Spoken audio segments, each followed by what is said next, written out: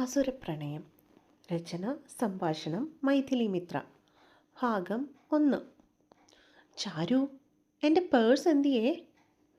രാവിലെ കൊണ്ടുപിടിച്ചുള്ള അടുക്കളപ്പണിയിലാണ് ചാരുശ്രീ. പ്രാതലിനുള്ളതാക്കിക്കഴിഞ്ഞു. ഉച്ചക്കത്തേനുള്ള ചോറിനു വേണ്ടി കറിയുണ്ടാക്കിക്കൊണ്ടിരിക്കുമ്പോഴാണ് വിളി വന്നത്. എൻ്റെ ജീവേട്ടാ, പേഴ്സ് ആ ഡ്രസ്സിംഗ് ടേബിളിൽ ഇരിപ്പുണ്ട്, ഒന്ന് കണ്ണു തുറന്ന് നോക്കിക്കേ. എനിക്കിവിടെ 100 കൂട്ടം പണിയുണ്ട്.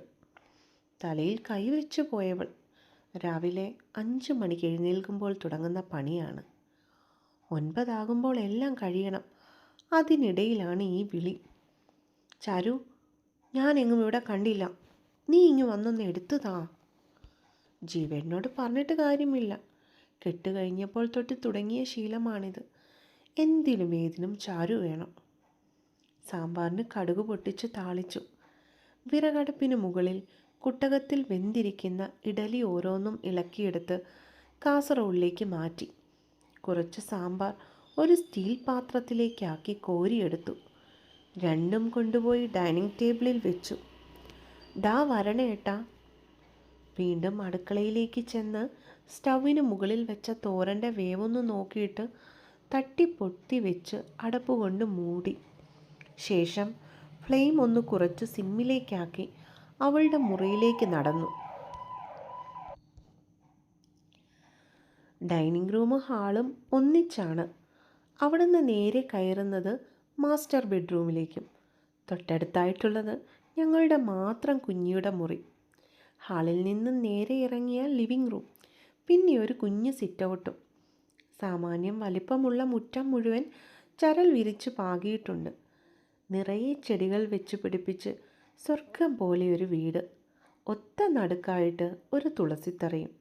പോരാത്തതിന് കുഞ്ഞു കുഞ്ഞു ചട്ടികളിൽ പല നിറത്തിലുള്ള പൂക്കൾ വളരുന്ന ചെടികൾ സിറ്റൗട്ടിന് മുൻപിലും സൈഡിലുമൊക്കെയായി തൂക്കിയിട്ടിരിക്കുന്നു. പിന്നെയുള്ളത് വീടിന് ഇടത്തുവശത്തുള്ള പച്ചക്കറിത്തോട്ടമാണ്. അത്യാവശ്യത്തിന് ഒരു വീട്ടിലേക്കുള്ള എല്ലാ പച്ചക്കറികളും അവിടെ നിന്നും കിട്ടും. ഇത്തിരി മാറി ഒരിക്കലും വറ്റാത്ത കുഞ്ഞൊരു കുളവും. 10 സെൻറ്റുള്ള സ്ഥലത്ത് വീടും കൃഷിയും കുളവും എല്ലാം കൊണ്ടും മനോഹരമായൊരു വീട്. സരോവരം. ജീവേട്ടൻ്റെ കണ്ണിലെന്താ, കുരുവാണോ? ദേ, ഇവിടെ ഇരിക്കുന്നത് പേഴ്സല്ലേ? മുറിയിലേക്ക് ചെന്നപ്പോൾ ജീവൻ അവിടെ ഉണ്ടായിരുന്നില്ല. ടേബിളിൻ്റെ മുകളിലിരിക്കുന്ന പേഴ്സ് കണ്ട് ദേഷ്യത്താൽ അവളുടെ മുഖം കോടി. അതും എടുത്ത് തിരിഞ്ഞ അവൾ ആരുടെയോ നെഞ്ചിൽ ചെന്നിടിച്ച് നിന്നു. മുഖമുയർത്തി നോക്കുമ്പോൾ കണ്ടത് കണ്ണിൽ കുസൃതിയുമായി നിന്ന് ചിരിക്കുന്ന ജീവേട്ടനെയാണ്. കുളി കഴിഞ്ഞുള്ള നിൽപ്പാണ് ആളിൻ്റെ. ഒരു ടവൽ ഉടുത്തിട്ടുണ്ട്. വെള്ളത്തുള്ളികൾ പറ്റിപ്പിടിച്ച് നിൽക്കുന്ന വിരിഞ്ഞ നെഞ്ചിലെ രോമങ്ങൾക്കിടയിൽ പതിഞ്ഞു നിൽക്കുന്ന രുദ്രാക്ഷമാല. വെളുത്ത നിറത്തിൽ സാമാന്യം ഉറച്ച ശരീരം. വട്ടമുഖമുള്ള മുഖത്ത് കട്ടിയുള്ള മീശ സ്ഥാനം പിടിച്ചിരിക്കുന്നു. പൊതുവെ ശാന്തമായുള്ള സ്വഭാവം. ഇടുപ്പിൽ കൈകുത്തി ചിറഞ്ഞു നോക്കുന്നവളെ മുന്നിൽ നിന്നും ചുറ്റി വരിഞ്ഞു ജീവൻ. ജീവേട്ടാ, വിട്ടേ, അടുക്കളയിൽ പിടിപ്പത് പണിയുണ്ട്. കയ്യിൽ കിടന്നു കുതിർന്നവളെ പറ ചാരു, എന്തു വേണ്ടാന്നാ? തിരിച്ചു നിർത്തി ചാരുവിൻ്റെ മുഖം കയ്യിൽ കോരിയെടുത്തവൻ. അടച്ച കണ്ണുകൾക്ക് മുകളിൽ ചെറുതായിട്ടൊന്ന് ഊതി. കണ്ണു തുറക്ക് ചാരുവേ. ഇല്ല എന്ന അർത്ഥത്തിൽ അവളൊന്ന് മൂളി. കണ്ണു തുറക്കടി. ജീവൻ്റെ വലത്തു കൈയുടെ തള്ളവിരൽ അവളുടെ വിറയ്ക്കുന്ന ഇളം ചുവപ്പുള്ള ചുണ്ടിന് മേൽ പതിയെ അമർന്നു. ഒരേങ്ങലോടെ പെണ്ണ് കണ്ണു തുറന്നു. അവൻ്റെ കണ്ണുകൾ ചുണ്ടുകളിലേക്കാണെന്നറിഞ്ഞതും കവിളുകളിൽ നാണത്തിൻ്റെ ചുവപ്പുരാശി പടർന്നു. ഇങ്ങനെ നോക്കല്ലേടി പെണ്ണെ, ചിലപ്പോൾ ഞാനിന്ന് ലീവ് എടുക്കേണ്ടി വരുവേ. ഒന്ന് പോയേ ജീവേട്ടാ. നാണത്തിൽ പൊതിഞ്ഞ പുഞ്ചിരി നൽകിയവളെ ജീവൻ പ്രണയത്തോടെ നോക്കി. കളിക്കൂട്ടുകാരിയായിരുന്നു. എന്നു മുതലാണ് സൗഹൃദം പ്രണയമായതെന്നറിയുന്നില്ല. ഒടുവിൽ വീട്ടുകാരുടെ സമ്മതത്തോടെ അവളുടെ കഴുത്തിൽ താലി ചാർത്തിയപ്പോൾ ലോകം കീഴടക്കിയ പ്രതീതിയായിരുന്നു. വെളുത്ത് ഇത്തിരി ഉരുണ്ട് എപ്പോഴും ചിരിക്കുന്ന മുഖമുള്ള ആ സുന്ദരിയെ മറക്കാൻ തനിക്കും സാധിച്ചിരുന്നില്ല. 8 വർഷത്തെ ദാമ്പത്യത്തിൽ ഒരു കുഞ്ഞില്ലാത്ത വിഷമം മാത്രമാണ് ആകെയുള്ളത്. ആ സങ്കടം തൻ്റെ കുഞ്ഞിപ്പെങ്ങൾ അങ്ങ് തീർത്തു തന്നു. ഇപ്പോൾ ഞങ്ങളുടെ ലോകം തന്നെ അവളാണ്. ആത്മിക എന്ന ആമി, ഏട്ടച്ഛൻ്റെയും ഏട്ടത്തിയുടെയും കുഞ്ഞി. ഏട്ടത്തി! ഉച്ചത്തിലുള്ള വിളി കേട്ട് ജീവനെ തള്ളി മാറ്റിക്കൊണ്ട് ചാരു മുറിക്ക് പുറത്തേക്കിറങ്ങി.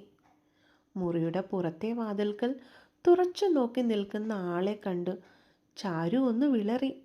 ചുമരിൽ ചാരി ഇരു കൈകളും നെഞ്ചുഭാഗത്തായി പിണച്ച് കെട്ടിയാണ് കുഞ്ഞിയുടെ നിൽപ്പ്.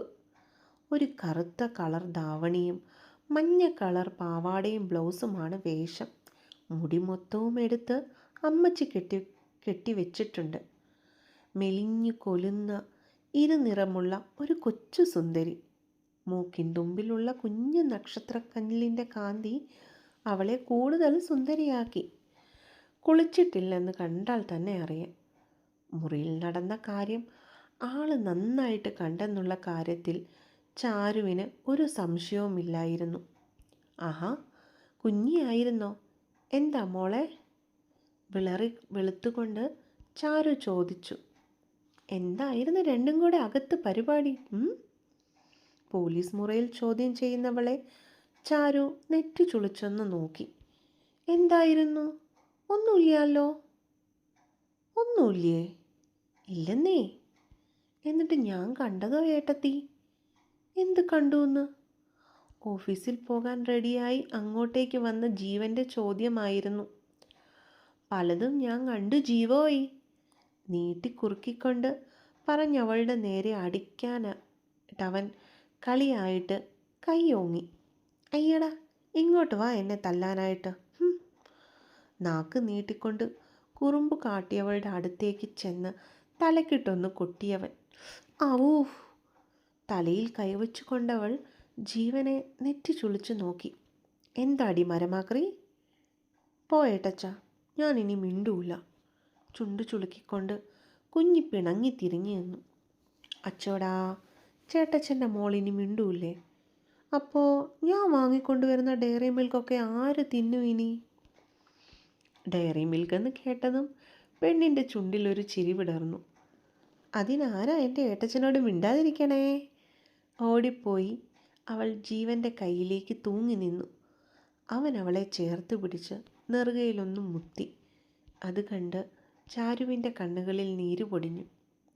ഏട്ടച്ചനും മകളും വന്ന് വല്ലതും കഴിക്കാദ്യം പറഞ്ഞുകൊണ്ട് ടേബിളിൽ ഇരിക്കുന്ന പ്ലേറ്റിലേക്ക് കാസറോളിൽ നിന്നും ചൂടിഡലിയും സാമ്പാറും അവൾ വിളമ്പി വെച്ചു. ജീവനും കുഞ്ഞിയും കൈ കഴുകിയിട്ട് കഴിക്കാനായി ഇരുന്നു. ഏട്ടത്തെയും വായോ, നമുക്ക് ഒരുമിച്ചിരുന്ന് കഴിക്കാം.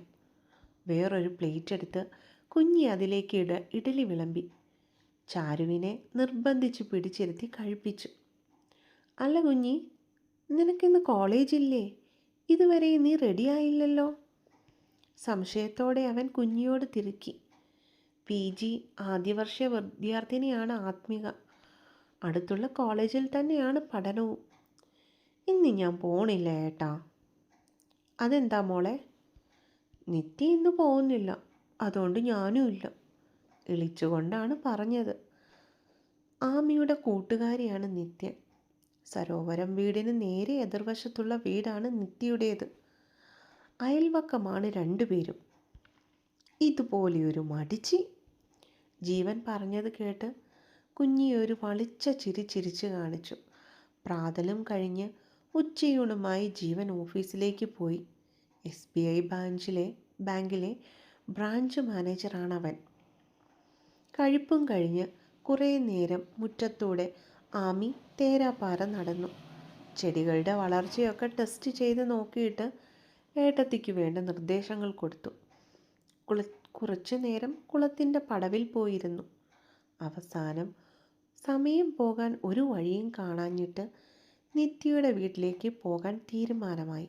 ഏട്ടത്തിയോട് പറഞ്ഞ് അങ്ങോട്ടേക്ക് നടന്നവൾ തുറന്നു കിടന്ന വാതിൽ കണ്ട് ബെല്ലടിക്കാതെ അകത്തേക്ക് ചാടി തുള്ളിക്കൊണ്ട് കയറി. എന്നിട്ട് ഓടിച്ചെന്ന് ആരുടെയോ നെഞ്ചും തട്ടി നിന്നു.